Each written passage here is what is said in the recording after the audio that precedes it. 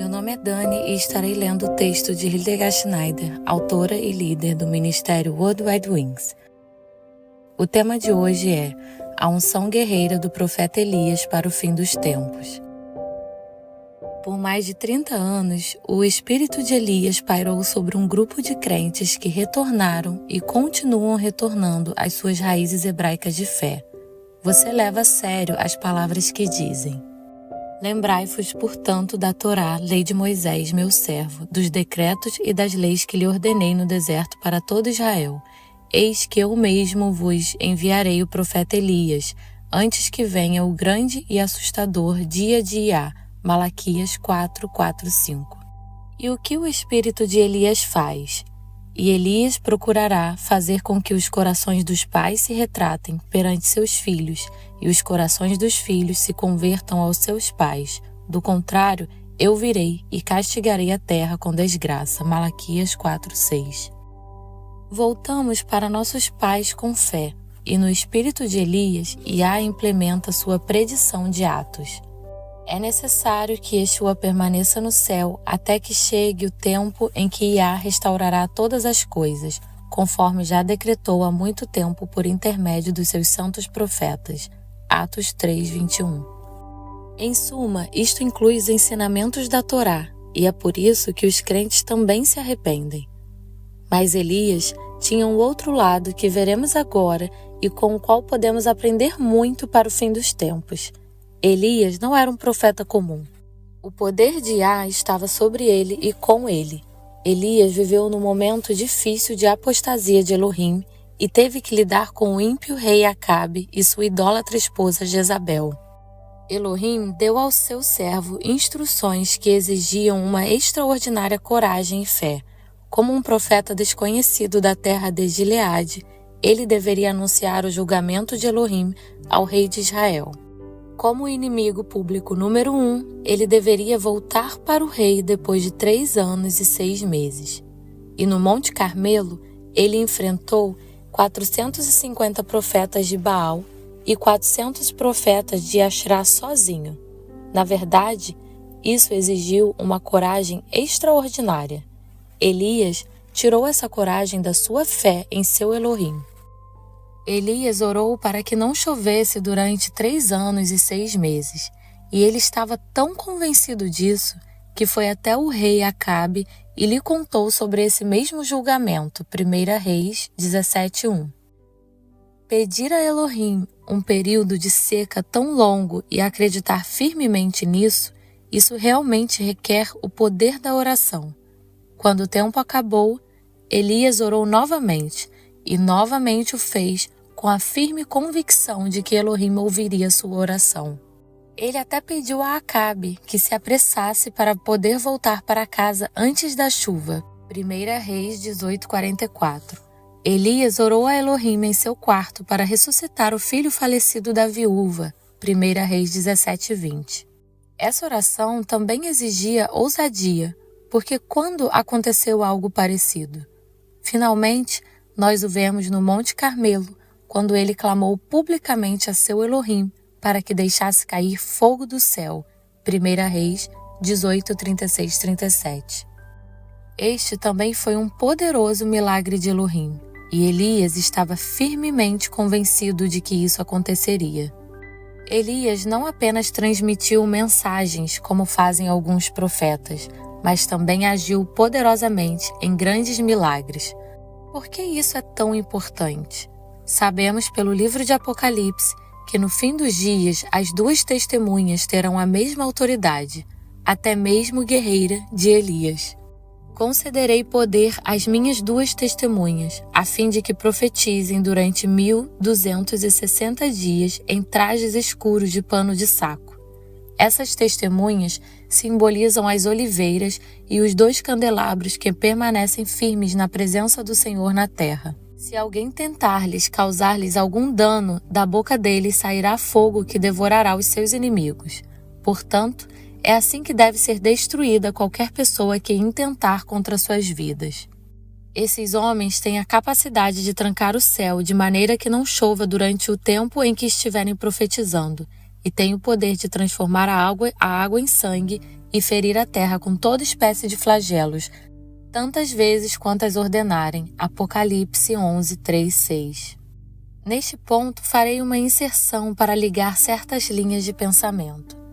Elias foi instruído por Elohim a ungir Eliseu como profeta em seu lugar. Elias foi e lançou o seu manto sobre ele, mas não lemos nada sobre uma unção sobre Eliseu. Quando Elohim estava prestes a levar Elias, Eliseu seguiu Elias de um lugar para o outro até que ele cruzou o Jordão com Elias. Elias perguntou a Eliseu o que deveria fazer por ele antes de ser levado embora. Eliseu respondeu: "Deixe-me receber uma porção dobrada do seu espírito." Elias respondeu que seria algo difícil, mas que se o visse subir, deveria ser assim, na tempestade. Ele agora tomou o manto que havia caído de Elias. Ele foi até o Jordão e o atingiu com o manto. E lembrando que Elias não era um profeta comum, mas que uma unção poderosa e até guerreira repousava sobre ele. Agora, que milagres Eliseu realizou quando estava com o manto de Elias? O primeiro milagre de Eliseu foi a cura da água em Jericó, a cidade amaldiçoada. As águas foram permanentemente curadas e o solo não era mais estéril. Mas, quando ele foi para Betel, alguns meninos da cidade zombaram dele: "Suba, careca!" Ele os amaldiçoou em nome de Iá, e 2 ursos destroçaram 42 deles. Elohim defendeu a autoridade de seu servo. Tinha o poder de curar, mas também o poder de punir. E agora surge a questão: no final das contas, haverá novamente profetas com tal autoridade?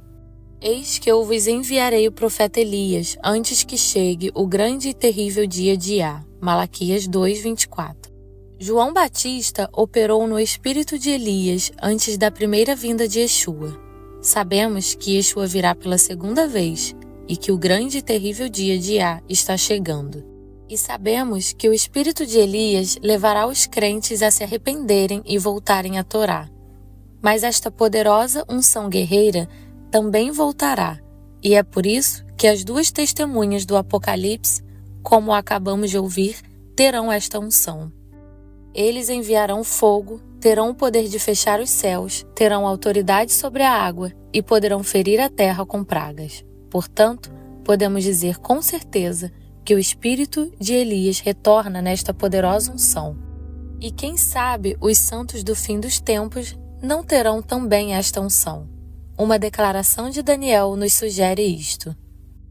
O homem vestido de linho que estava acima das águas do rio levantou ao céu a mão direita e a mão esquerda, e eu o ouvi jurar por aquele que vive para sempre, e acrescentou: haverá, pois, um tempo, tempos e metade de um tempo, quando a fragmentação do poder que está nas mãos do povo sagrado for completada, como está determinado. Então, em seguida, tudo se cumprirá e estará terminado. Daniel 12, 7.